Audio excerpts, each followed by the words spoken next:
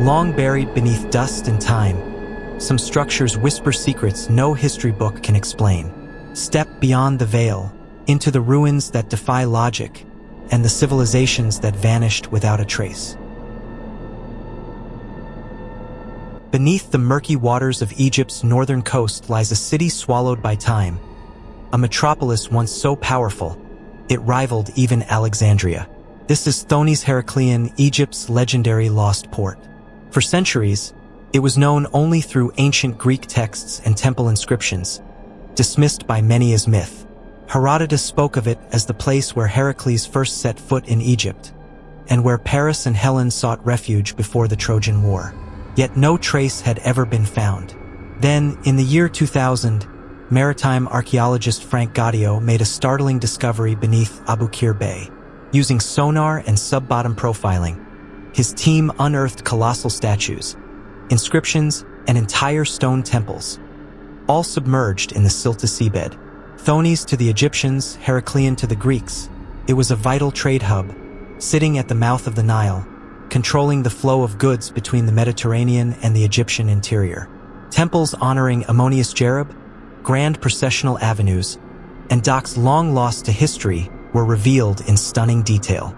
Yet, what led to its sudden disappearance?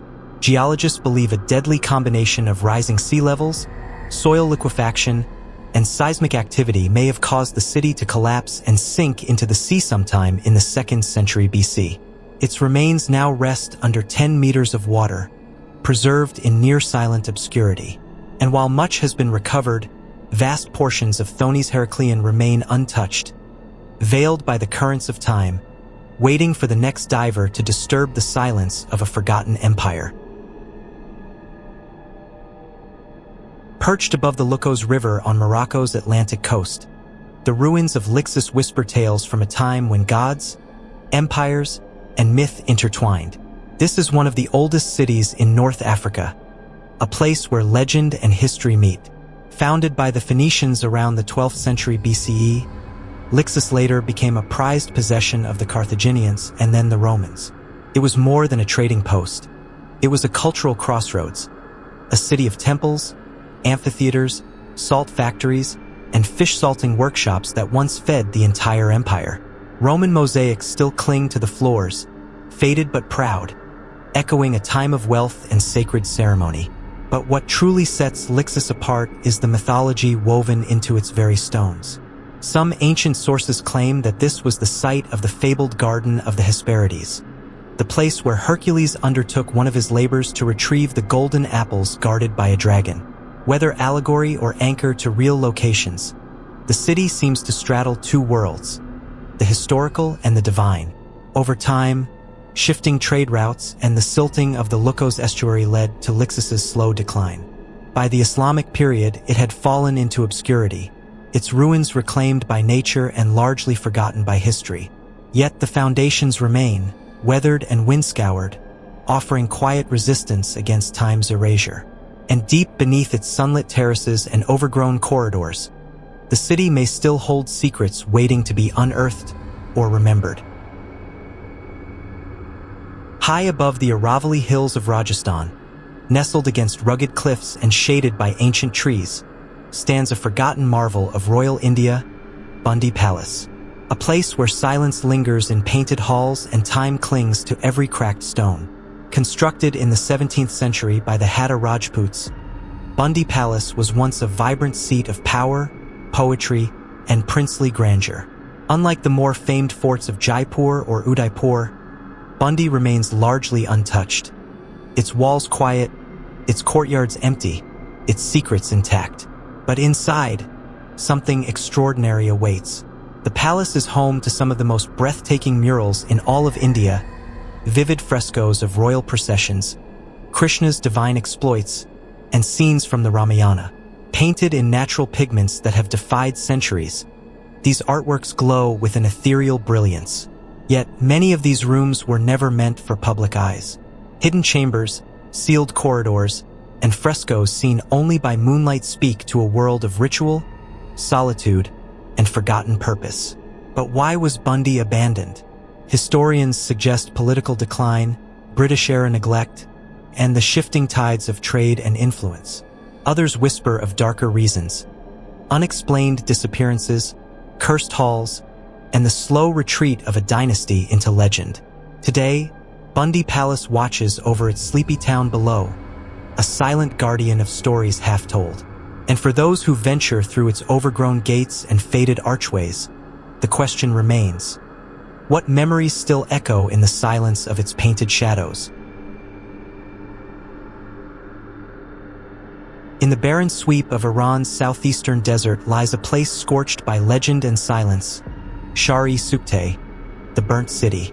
Its name conjures images of destruction, yet what archaeologists have found here is not just a city reduced to ash, but a civilization ahead of its time.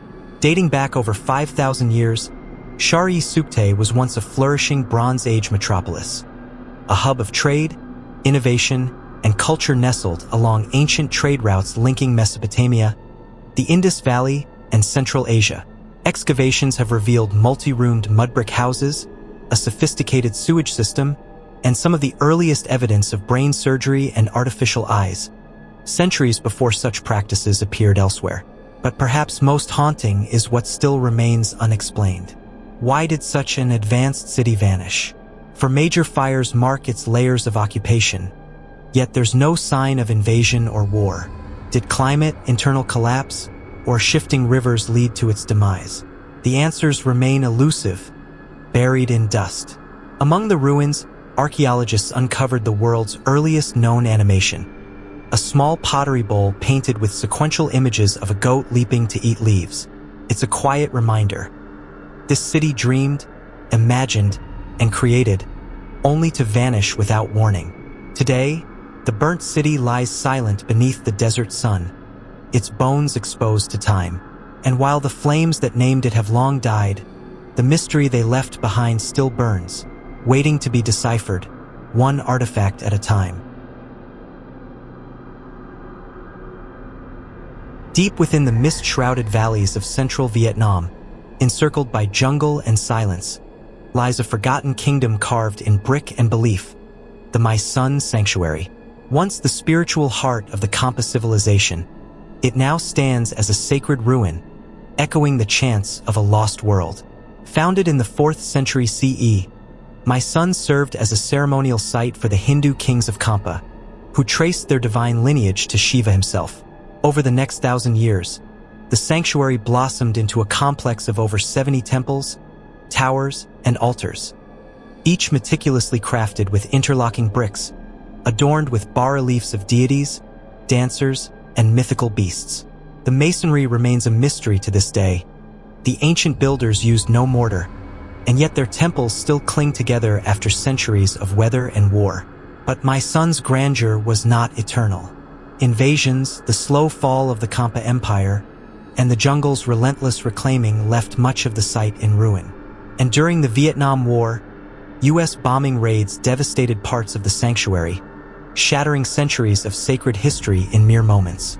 Yet even in its scarred state, My Son endures, a place of spiritual gravity and architectural wonder. Restoration efforts continue, but many of its secrets remain buried beneath moss-covered stones. Who were the master builders that raised these towers with mathematical precision? What ceremonies once echoed through these sanctuaries before dawn? My Son offers no easy answers, only a solemn invitation to listen, to wonder, and to remember.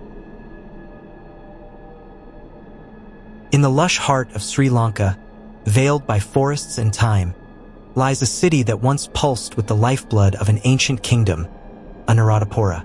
Today, its ruins sprawl in quiet reverence, but long ago, this was one of the greatest cities in the ancient world. Founded in the 4th century BCE, Anuradhapura served as the capital of Sri Lanka for over a millennium. It was a marvel of early urban planning, a city of palaces, monasteries, and vast reservoirs that transformed the arid plains into fertile lands. At its peak, it rivaled the architectural achievements of Rome and the spiritual devotion of India. At the heart of Anuradhapura stands the Sri Mahabodhi, a sacred fig tree grown from a cutting of the original Bodhi tree under which the Buddha attained enlightenment. Planted in 288 BCE, It is believed to be the oldest living tree in the world with a known planting date, a symbol of uninterrupted reverence across centuries. But this city of splendor was not immune to time's unraveling. Invasions from South India, shifts in political power, and the spread of malaria eventually led to its abandonment in the 11th century. Nature crept back in, cloaking stupas and moonstones in green silence. Rediscovered in the 19th century, Anuradhapura now stands as a UNESCO World Heritage Site, a place of pilgrimage, memory, and unanswered questions. Who truly built its vast irrigation network with such precision? How did its people sustain a civilization for over 1,000 years in harmony with the sacred? The city sleeps now, but its stones remember. In the unforgiving desert of northwestern Saudi Arabia, where sandstone cliffs rise like ancient sentinels, lies a city carved into silence, Hira, also known as Madain Salih. Once the southern sister of Petra, this forgotten necropolis now stands alone, etched with grandeur and enigma. Hira was the second largest city of the Nabatean kingdom, flourishing in the 1st century CE. At the crossroads of incense and spice routes, it became a thriving hub of trade, culture, and religious fusion. What remains today are over 100 monumental tombs hewn directly into rose-hued rock, their facades adorned with columns, pediments, and inscriptions in Nabatean script. Yet strangely, the city's residential areas have vanished, as if only the dead were meant to endure. Unlike Petra, Hira remained untouched for centuries, shunned by locals who believed it cursed. A city damned in Islamic tradition as a place where divine wrath struck down its people. The eerie stillness of its tombs only fueled the legend. It wasn't until the 20th century that archaeologists began to seriously uncover Hira's past. But much of its story, its daily life, its fall, even its link to the Nabateans' mysterious disappearance, remains fragmented and unexplained. Today, Hira emerges from the sand not as a ghost town, but as a stone library, every carved doorway a chapter left unread. The winds whisper through empty tombs, asking the same question as the wanderers who stand before them. What truly happened to the people of Hira, and why did they leave behind only silence?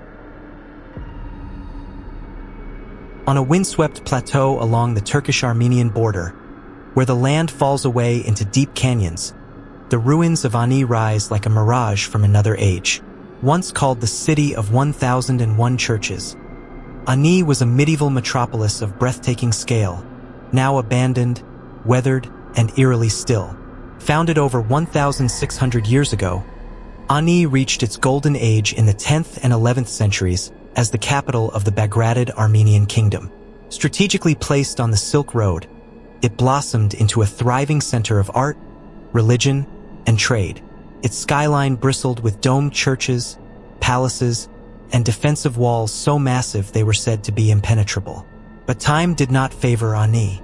A series of invasions, Byzantine, Seljuk, Mongol, combined with devastating earthquakes and shifting trade routes, began to unravel its power. By the 14th century, Ani had entered a slow, irreversible decline. By the 1700s, it was all but forgotten, its name etched only in weathered stones and fading manuscripts. Today, Ani lies in haunting isolation, a ghost city perched on the edge of memory. Frescoed churches crumble in silence. Walls once vibrant with prayer now frame only wind and sky. What remains is not just a city, but a question. How could such grandeur vanish so completely? And what other forgotten cities, hidden beneath centuries of soil and silence, are still waiting to be remembered? Where the desert meets the sea on the northern shores of Bahrain, an ancient mound rises, layered not just with stone, but with centuries of forgotten power. This is Qalat al-Bahrain, the Bahrain fort, once the capital of a civilization that ruled the seas, yet left behind more questions than answers. Beneath its towering walls lies the heart of Dilmun, one of the oldest trading civilizations in the ancient world. Mentioned in Sumerian texts as a paradise, Dilmun was a vital link between Mesopotamia and the Indus Valley, flourishing as early as 2300 BCE. Archaeologists have uncovered temples, palaces, residential quarters, and intricate underground water systems. A city shaped by trade and sustained by ingenuity. Over 7,000 years of continuous human presence are compressed into its tell. A layered archaeological mound built by generations of rulers, traders, and artisans. From Dilmunite to Kassite, from Persian to Portuguese, each layer whispers of conquests, connections, and collapse. The fort itself, standing atop the mound, is a 16th century Portuguese construction, a symbol of colonial ambitions laid atop ancient foundations. Yet beneath its battlements, the deeper story is still being unearthed. Seals with undeciphered symbols, burial chambers with offerings, and clues to a civilization whose language and script remain lost. Today, Khalat al-Bahrain stands as both fortress and fossil, a gateway to the Gulf's ancient soul. But for all it reveals, one mystery endures. Who were the people of Dilmun, and why did their voice fade into silence even as their legacy shaped the cradle of civilization? High in the mist-wrapped mountains of northern Peru, where clouds drift like ghosts among the peaks, lies a fortress forgotten by time, Quilap, perched at nearly 3,000 meters above sea level. This massive stone citadel tells the story of a civilization that stood in the shadow of the Incas, yet carved its legacy into the very bones of the Andes. Built by the Chachapoya people, the warriors of the clouds, Quilap dates back to the 6th century CE, with walls soaring 20 meters high and enclosing more than 400 circular stone structures. It was once thought to be a military stronghold, but as excavations deepened, a more complex picture emerged. Quilap was not just a fortress, but a sacred city, a ceremonial center, a community, and a monument to spiritual life in the clouds. The architecture is striking. Intricate carvings, narrow entrances designed for defense, and mysterious high-relief motifs. Zigzags, serpents, and feline figures whose meanings remain elusive. Unlike the Incas, the Chachapoya left no written records. Their voices are preserved only in stone, in bone, and in myth. By the time the Inca Empire reached these heights, Quilap had already declined. Some believe it was abandoned due to conflict, others point to disease, climate change, or shifting alliances. The jungle moved in quickly, concealing its towers and temples for centuries. Today, Quilap reemerges from the clouds, enigmatic, majestic, and still largely unexplored. It asks no questions, offers no answers, only the presence of something ancient, something waiting, perched on the edge of the sky. In the quiet plains of Haryana, far from the bustle of modern cities, lies a landscape that once cradled one of the world's earliest urban civilizations. Rakhigarhi, a name unfamiliar to many, may hold the key to unlocking the forgotten origins of the Indus Valley civilization. Spanning over 350 hectares, Rakhigarhi is the largest known site of the Indus Valley, surpassing even Mohenjo-Daro in scale. Dating back to nearly 2600 BCE, it flourished with planned streets, granaries, sophisticated drainage systems, and structures that suggest a deep sense of order and civic life. The layout speaks of a people who valued cleanliness, trade, and governance, long before such ideals were thought to exist at this scale. Excavations have revealed pottery, jewelry, terracotta figurines, and burial sites, all pointing to a rich, interconnected culture. But the most intriguing discovery came in the form of ancient human remains, allowing for the first-ever DNA analysis of the Indus people. The results challenge long-held theories about South Asia's population history, adding new complexity to the region's genetic and cultural roots.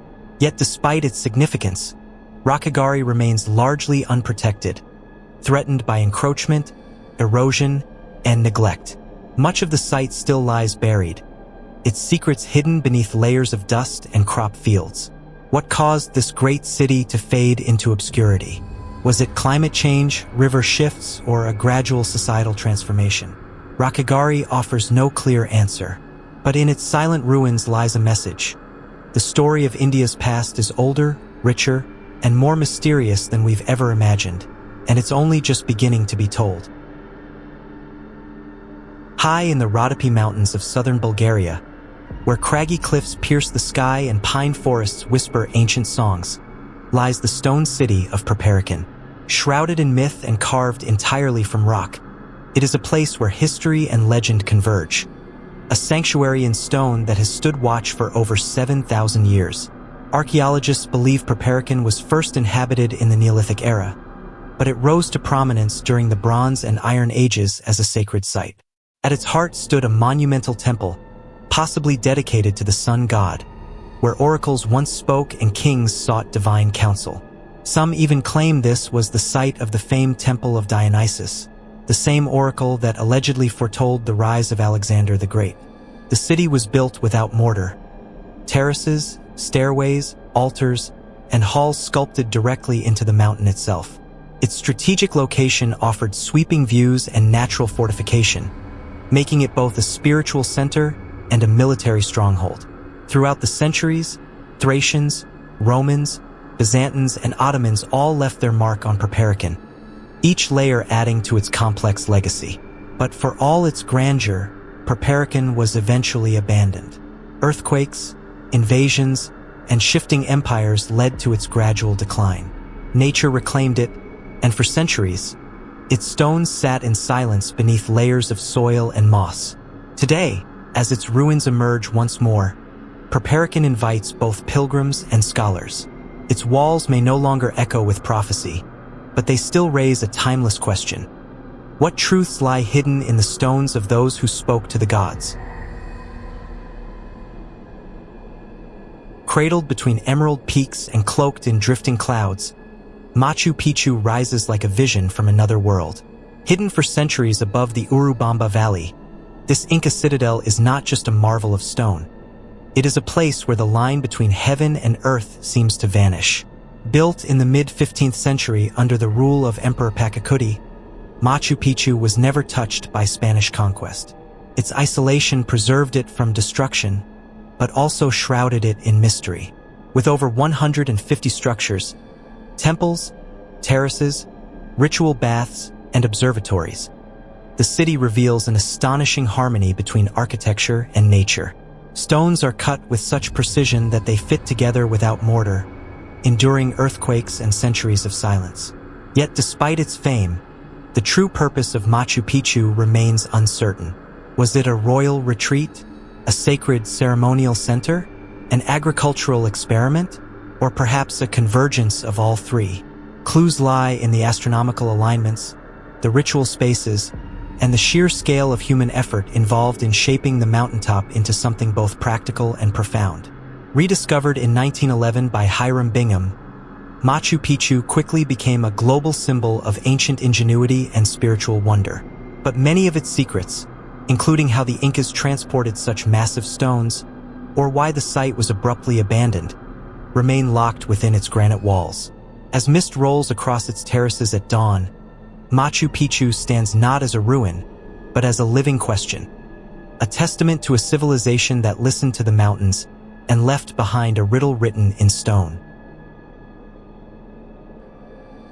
Beneath the arid plains of Cappadocia in central Turkey lies a world carved in silence, a sprawling labyrinth not above ground, but beneath it. This is Derinkuyu, the deepest of the region's underground cities, where entire communities once lived, hidden from the eyes of history. Discovered accidentally in 1963 when a wall collapsed in a local home, Derinkuyu revealed a subterranean marvel stretching over 18 stories deep.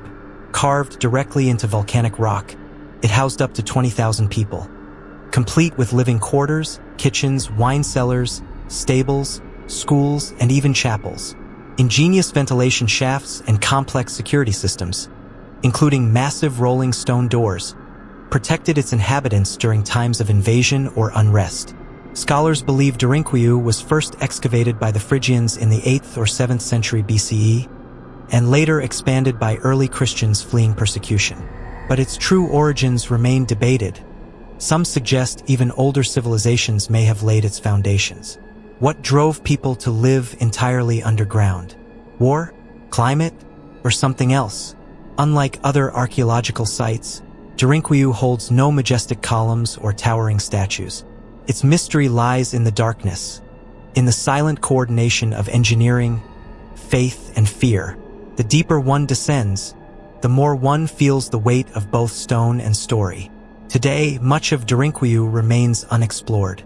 Narrow tunnels vanish into blackness. Sealed chambers hint at secrets yet to be revealed. It stands not merely as an architectural feat, but as a quiet monument to human survival, and to a question still unanswered: what else lies beneath, waiting to be rediscovered? In the Bekaa Valley of Lebanon, where mountains cradle a land steeped in legend, rises a temple complex so massive, so precise, that its very existence defies explanation. This is Baalbek, once known as Heliopolis, the city of the sun, a place where human ambition met divine scale in stone. For thousands of years, Baalbek has been sacred ground. Long before the Romans arrived, it was a center of worship for the Phoenicians, who honored Baal, the storm and fertility god. But it was under Roman rule, beginning in the 1st century BCE, that Baalbek became one of the empire's grandest religious sanctuaries. The Temple of Jupiter alone featured columns over 20 meters high, among the tallest of the classical world, towering above all who entered. Yet even more mysterious than the temples are the stones beneath them. The trilithon 3 megaliths, each weighing over 800 tons, were somehow transported and placed with astounding precision. Nearby lies the stone of the pregnant woman, estimated at over 1,000 tons, abandoned in a quarry, its purpose and movement still subjects of intense debate. Despite centuries of earthquakes, conquest, and decay, Baalbek endures, its colossal columns silhouetted against the sky like an ancient code. Was this simply a Roman monument to power? Or was it built atop a much older, now lost foundation? Today, Baalbek stands as a riddle carved in limestone, a place where myth and measurement collide, and where the scale of the past still challenges the logic of the present.